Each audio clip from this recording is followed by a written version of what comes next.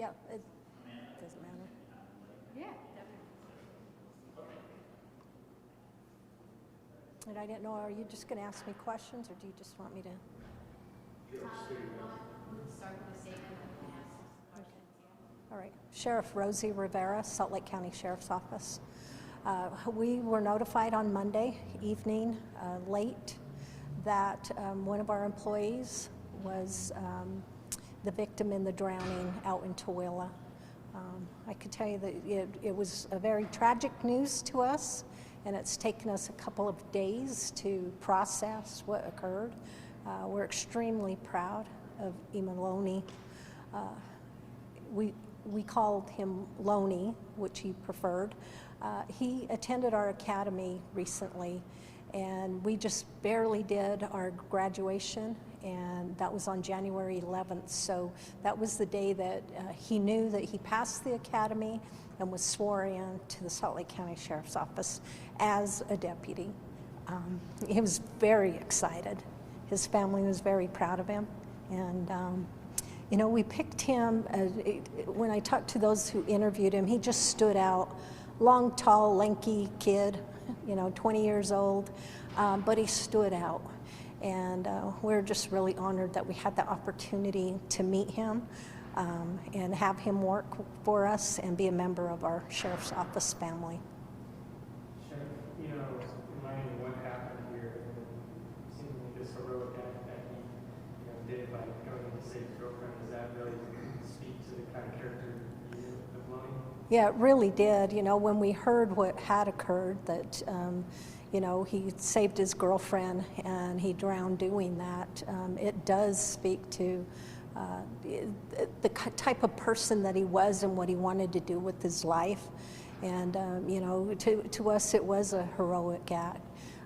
If not, she may have been the one. And you know, I spoke to his mother today, and she felt that same way, that you know, there's a bigger calling for him, and that's the way it was meant to be, is that he saved a life and lost his.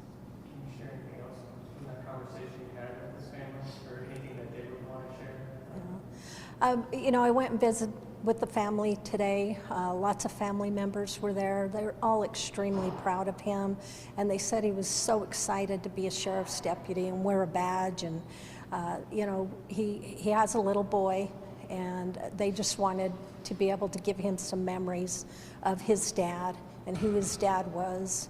And it, you know, it really meant a lot to me to be able to interact with the family in that way, because sometimes we get so busy in life and we don't realize that a tragic thing like this has such an impact, you know, on the family.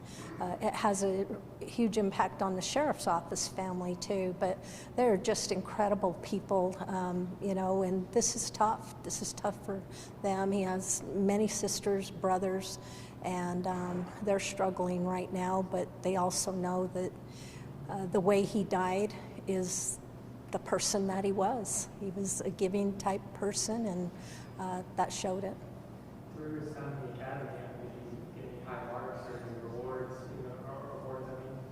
I'm not sure on that, but I do know I met with many members of the academy. Some of them were from Utah County that we hosted here, and all of his, you know, all of his friends that he made in the academy had the same things to say. He's just an all-round great guy. Brought a lot of joy to everybody and made everybody laugh. And you know, it was very emotional to meet with the group of people who are grieving right now. And at the end, they were telling stories about him and laughing, and you know, that it's just a tough time for all of us. We've been doing some of our support briefings, and yesterday we had well over 100 employees that attended. Just to talk about, you know, what had occurred, because when we do lose a member of the Sheriff's Office, it is like losing a family member, and you know, our hearts go out to his family because we know what we're feeling, but we absolutely can see where, you know, for them this is tragic, and his son, we want to make sure isn't forgotten in this. You know how old his child is? I don't. Yeah. So, on social media today, I've seen this family posting about this, that a lot of them spoke to his desire to serve people and to help others. Yeah. Is that some of that intertwined with his desire to want to be in law enforcement and still serve? Yeah. So when they did the interviews with him, that's what they picked out, was he was one that wants to serve his community, and it was really a goal for him. And, he finally made it through the academy, and, was able to fulfill that piece of dream for him. Can you tell us what he was doing, in the past 3 weeks since getting out of the academy? He was in training at the jail, and he had already gone over to the jail and started working in the jail, but during our training process. So we keep him on training for a significant amount of time, in the jail. But he was doing that, and people just remember him because he was so tall and thin, and with that smile all the time. So, yeah. Can you talk too about how hard it is to lose someone so soon into his role? Yeah, it's really difficult, throughout my 30 years in law enforcement, I've lost many friends in law enforcement. Usually they are individuals who have been on for quite some time, but this is the first time I've ever been involved where somebody was on for such a short amount of time, but impacted so many people while he was here. So. Told the police in his final moments he really was a hero. Whether he realized it or not, he decided to help the woman he was with push her up onto the ice and saved her life before he tried to save his own. What do you make of that? How does that speak to the character that you know in your office? Well, it just speaks to who we thought we were hiring as a deputy, as somebody who was interested in saving lives, and I think it was very heroic of him, and he just loved her and wanted to make sure that she was out. And it's hard to know what happened during those moments. We're incredibly proud of him, and at the same time, he will be missed.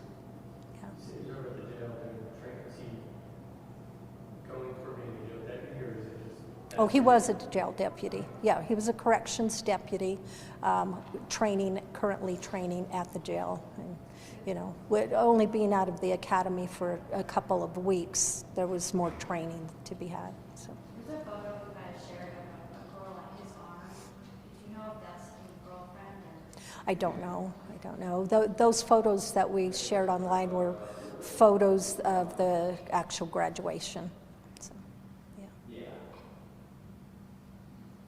I guess my other question too is going forward, any remembrance of Emaloni, or anything you guys are going to do going forward? We've talked with his family, and they're going to let us know on the services. We will be there. Our honor guard will be there. My understanding, he was also a former Marine, so they may be there, but the family is coordinating all that, and we're just there to assist and support the family in any way that they need. Do you know if there's a GoFundMe in the works or? I don't know. Yeah, I don't know. Do you mind just pronouncing his name one last time? I will do my best. Emaloni. And we called him Lonnie, but when I was at his house, his mom called him Lonnie, so it could be Emaloni. And I think Emaloni is probably the right way, or I don't know. I have some folks here that could, Lutui, so yeah. Before becoming with the department, did you go through various testing, and can you talk about that? Yeah, what happens is we do interviews, and prior to an interview, they have to do a physical fitness test here at this building, and there's some rigorous physical testing that goes on before they move forward to the interview process. Then we interview them. Then they enter the academy and go through a 13-week of rigorous training to get them ready to enter the jail and work as a jail deputy, and that's what he had completed and graduated. And after they finish the academy is when we actually swear him in as a deputy. Prior to that, they're already our employee, but he was a sworn deputy when he passed. So, yeah. Thanks.